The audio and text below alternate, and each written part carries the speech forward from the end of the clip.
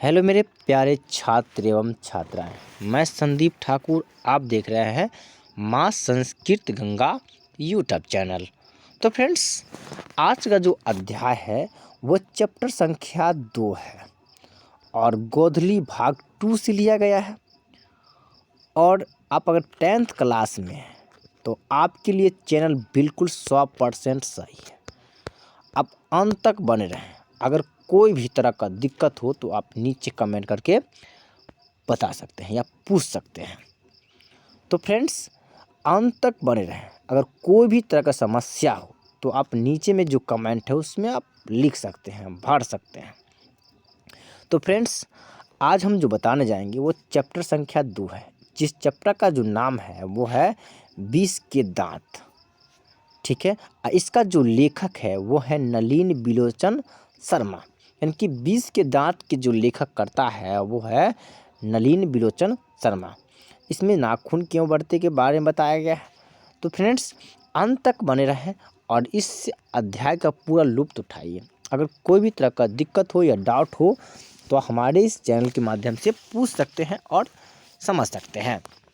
तो फ्रेंड्स, समय को बर्बाद ना करते हुए हम चलिए इसको स्टार्ट करते हैं।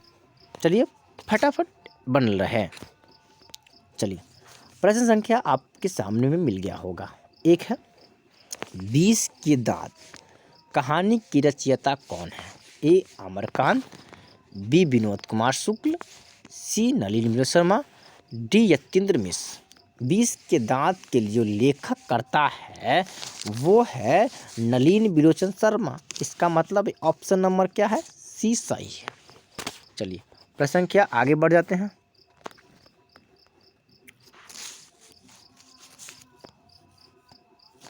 प्रश्न संख्या 2 में 20 के दांत कैसी कहानी है? ए सामाजिक, बी ऐतिहासिक, सी धार्मिक, डी मनोवैज्ञानिक। 20 के दो दांत है वो है मनोवैज्ञानिक है। यानी कि ऑप्शन नंबर इसका डी सही है।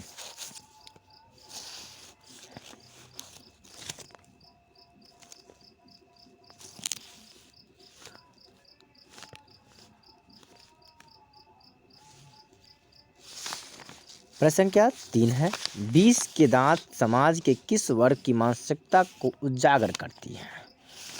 ऑप्शन ए उच्च वर्ग, ऑप्शन बी निम्न वर्ग, सी मध्य वर्ग, डी निम्न मध्य वर्ग।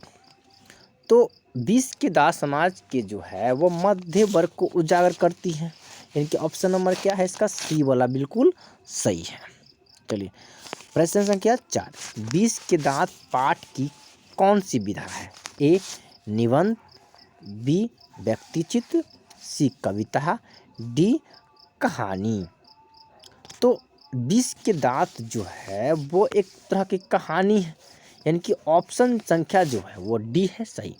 तो 20 के दांत जो कौन सी विधा है तो आपको याद रखना है वो कहानी है। ऑप्शन नंबर इसका डी बिल्कुल सही है। प्रश्न संख्या आपके सामने मिल गया होगा 5वां। तो 20 के दांत कहानी का प्रमुख पात्र कौन है? ए सेन साहब, बी खोखा, सी मदन गिरधर, डी सभी सही।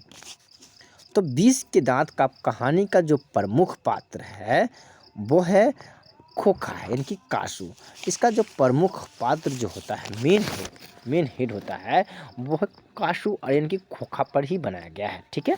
चलिए इसका ऑप्शन जो है बी सही है।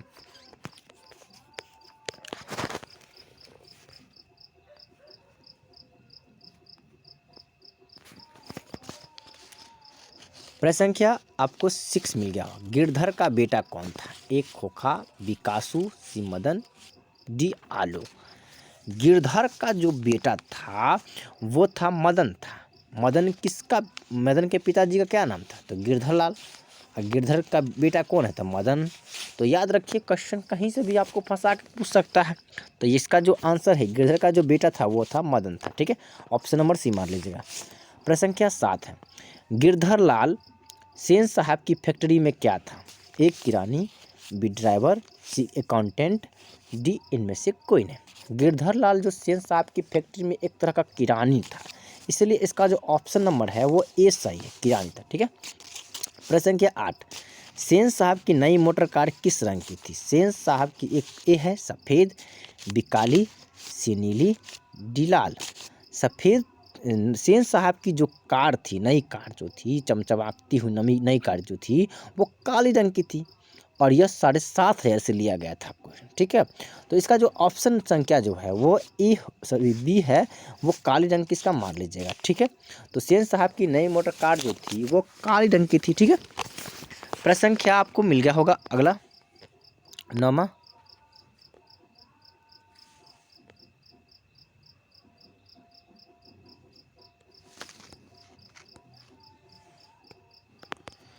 सेन साहब की नई मोटर कार कितनी की थी? ए 8,500, बी 7,500, सी 6,500, डी 5,500। तो सेन साहब की नई जो मोटर कार गाड़ी थी वो था 7,500 की और यह काली रंग की थी। ठीक है। और चमचमाती हुई काली रंग की कार थी। ठीक है। तो इसका ऑप्शन जो संख्या है वो बी मार लीजिएगा, बिल्कुल सही है आपका। प्रश्न संख्या 10, सेन साहब अपने बेटे खोखा को क्या बनाना चाहते थे? ए डॉक्टर, बी खिलाड़ी, सी बिजनेसमैन इंजीनियर, डी पत्रकार। सेन साहब अपने बेटे को बिजनेसमैन और इंजीनियर बनाना चाहते थे और पत्रकार महोदय जो थे अपने बेटे को जेंटलमैन बनाना चाहते थे, एक नेक आदमी। इसलिए यहाँ पर कहा जाता है कि सेन साहब अपने बेटे को बिजनेसमैन और इंजीनियर बनाना चाहते थे। प्रश्न संख्या 11 है, सेन साहब की नई मोटर कार की पिछली बत्ती का लाल शीशा किसने चकनाचूर किया? ए मदन, बी कासू, सी सोफर, डी इनमें से कोई नहीं। सेन साहब की नई मोटर कार की जो पिछली बत्ती का जो शीशा था वो कासू बाबू ने क्या किया था, उसको चकनाचूर कर दिया। इसे नाम तक प्यार से खोखा भी कहते थे। तो याद रखिएगा, सेन साहब की नई मोटर कार की पिछली बत्ती का लाल शीशा जो है वो कासू ने चकनाचूर कर दिया। तो इसका ऑप्शन नंबर बी सही है।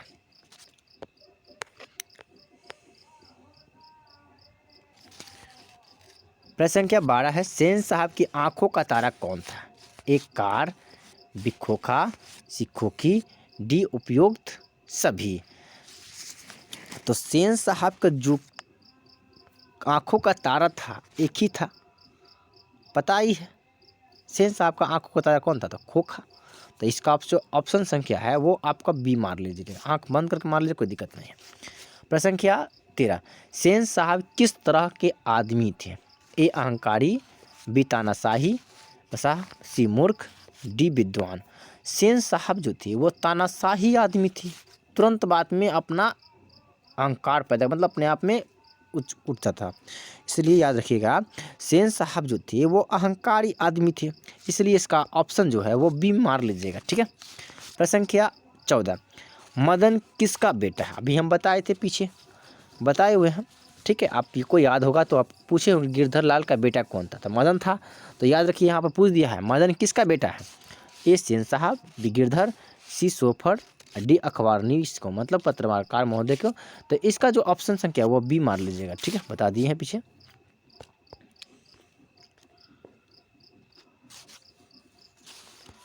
प्रश्न संख्या 15 है, मदन और कासू के बीच झगड़े का क्या कारण था? ए पहलवानी, बी ईर्ष्या, सी लट्टू खेलने की लत, डी साइकिल की सवारी। तो इसका जो ऑप्शन संख्या है, मदन जो और कासू के बीच के झगड़ा का जो कारण था वो लट्टू खेलने की ललक था, इसलिए ऑप्शन संख्या जो सी है इसका बिल्कुल सही है। प्रश्न संख्या 16 है, मदन के लिए क्या खाना मामूली बात थी? ए मार, बी दुलार, सी प्यार, डी दुत्कार। तो मदन के लिए जो मार खाना मामूली बात, हमेशा अपने पिताजी से मार खाते थे। ठीक है। चलिए, प्रश्न संख्या 17 है, खोखा किन मामलों में अब बात था? एक नियम मानने में, बी घर के नियम की धज्जियां उड़ाने में, सी सबको प्यार करने में, डी सभी गलत। तो खोखा किन मामलों में अब बात था? खोखा घर के तेरी मेरी करने में अब बात था, इसलिए घर की यहाँ पर याद रखिएगा ऑप्शन संख्या बी है, घर के नियम को धज्जियां उड़ाने में। मतलब इकलौता रहबे करता है तो बनेरी में आग लगाता है तो कहीं पर लगा देता है। तो इकलौता बाप के बेटा था, मतलब मान लीजिए ना 5 बेटियां में से एक बेटा था, नालायक निकल गया, जो सब कुछ रेडी कर रहा था। ठीक है, तो याद रखिएगा ऑप्शन संख्या इसका बी मार लीजिएगा। ठीक है, घर के नियम को धज्जियां उड़ाने में। ठीक है, प्रश्न संख्या 18 है।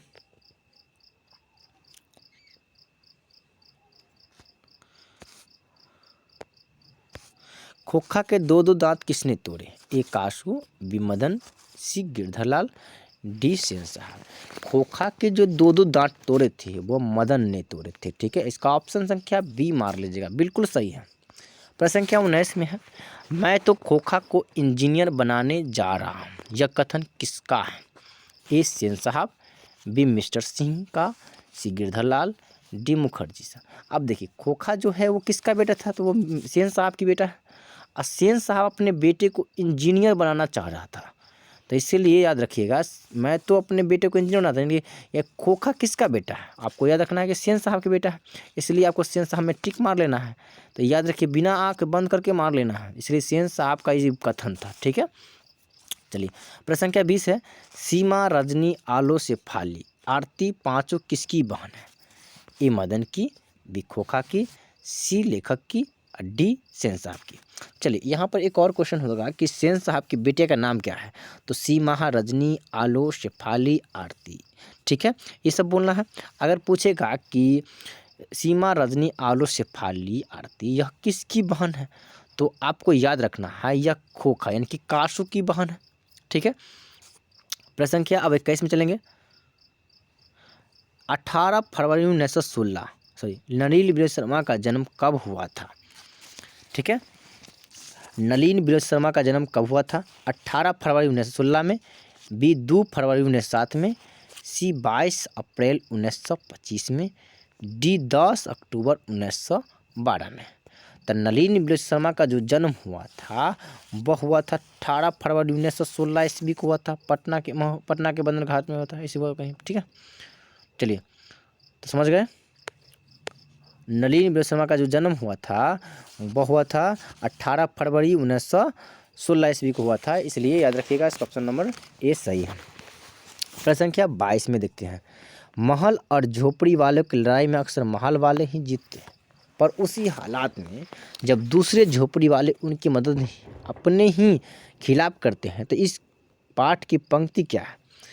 ए बहादुर, बी शिक्षा और संस्कृति, सी मछली, डी 20 के दांत। तो मान लीजिए कि आप कहता है कि महल वाला और झोपड़ी वाले की लड़ाई में अक्सर महल वाला जीतता है। तो अगर मान ले गरीब है और गरीब को किसी के साथ जल्दी नहीं देता, समझिए, अगर आप कमज़ोर है तो आपका जल्दी साथ कोई नहीं देगा। अगर आपकी मान लो 10 को लाठी है, अगर आप 10 मतलब सब कुछ में निपुण है, तो आपके पीछे 10 गो घूमेगा। क्यों? क्योंकि आपके पास सब कुछ है, और जिसके पास कुछ नहीं रहता है तो उसका कोई नहीं रहता है। उसी प्रकार कहा जाता है कि झोपड़ी वाले और महल वाले लड़ाई में अक्सर महल वाला जीतता है, क्योंकि उसके पास पैसा धन दौलत रहता है, और गरीब के पास कुछ नहीं रहता है, इसलिए वह कुछ क्या करता है, नीचे दब जाता है। इसलिए कहता है जिसकी लाठी उसी का भैंस दुनिया में है। ठीक है, आज की मुहावरा सही कहा जाता है कि जिसकी लाठी उसी का भैंस। तो इसका जो याद रखिएगा, महल वाला और झोपड़ी वाला लड़ाई में जो होता है अक्सर महल वाला जीतता है। जब दूसरी महल वाले जो एक दूसरे क्या होता है अपने आप को मतलब जलन फील करता है, भन्ने मार लगा। तो वही बात है यहाँ पर। इसका जो ऑप्शन संख्या है वो है 20 के दांत से पाठ से लिया गया है। ठीक है, तो इसका जो राइट आंसर है वो है डी मार लीजिएगा, ऑप्शन 20 के दांत। ठीक है, प्रश्न संख्या 23 है, अनाम दास का पोथा उपन्यास किस लेखक की कृति है? ए हजारी प्रसाद द्विवेदी, बी यतीन्द्र मिश्र, सी अमरकांत, डी महात्मा गांधी। चलिए, अनाम दास का पोथा, अनाम दास का जो पोथा है उसका उपन्यास जो है किस कवि ने लिखा था? तो वो हजारी प्रसाद द्विवेदी। हजारी प्रसाद द्विवेदी जो है 20 के दांत के लेखक करता है। ठीक है, इसलिए हम याद रखिएगा Hazari Prasad Dwivedi. Option number A इसका बिल्कुल 100% सही है। चलिए प्रश्न के हम आगे बढ़ जाएंगे, जो आपको स्क्रीन पर मिल गया होगा। चलिए मिल गया होगा, देख ले हैं। चलिए प्रश्न संख्या 24 में है, मोटर का कोई खतरा हो सकता है तो डैश डैश से, एक खोखा, बी मदन, सी सीमा, डी शेफाली। यानी कि ये दोनों तो हो ही नहीं सकता, क्योंकि दोनों इसका बेटी है, बेटी मासूम है। ठीक है। अब मदन बेचारा एक नौकर का बेटा है, इसलिए ऑप्शन का एक उसका सही होगा। क्योंकि मोटर कार का जो खतरा होगा वो खोखा या कासू से हो सकता है, इसीलिए ऑप्शन संख्या क्या हो इसका ए मार लीजिएगा, बिल्कुल 100% सही है। ठीक है, प्रश्न संख्या 25 में चलते हैं। हिंदी कविता में प्रपद्यवाद के प्रवर्तक कौन है? ए अमरकांत, बी रामविलास शर्मा, सी नलिनी शर्मा, डी अशोक वाजपेयी। तो हिंदी कविता में प्रपद्यवाद जो प्रवर्तक जो होते हैं वो नलिनी बिलोचन शर्मा, क्योंकि नलिनी शर्मा जो है वो 20 के दांत के लेखक करता है। ठीक है, इसलिए इसका ऑप्शन संख्या जो है वो सी इसका राइट आंसर है, इसलिए आप इसको मार लीजिएगा, इसको लॉक लगा लिया जाए। ठीक है,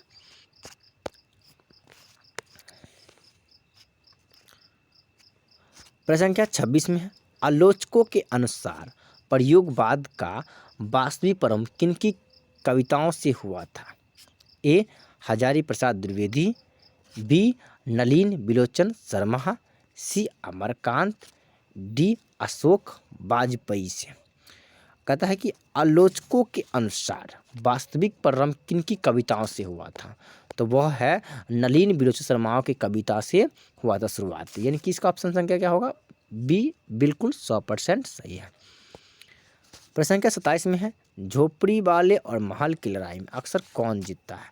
ए झोपड़ी वाले, बी महल वाले, सी दोनों, डी इनमें से कोई नहीं। याद रखिएगा, हम महल वाले और झोपड़ी वाले की जब भी लड़ाई होती है तो झोपड़ी वाले अक्सर हार जाते हैं। क्यों? क्योंकि झोपड़ी वाले के पास उतना इनकम नहीं रहता है या कोई चीज़ स्थिति प्रॉब्लम रहता है।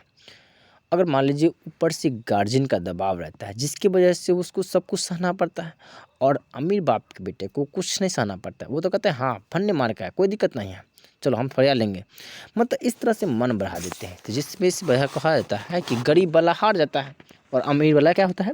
जीत जाता है। अगर आप जी के दौर देखिए ना, कि मान लीजिए कोई अगर केस फौजदारी हो गया किसी साथ में, तो वो क्या करता है कि वो पैसा के बदलते वो जी जाता है, और वो जिसके पास पैसा नहीं रहता है वो हार जाता है।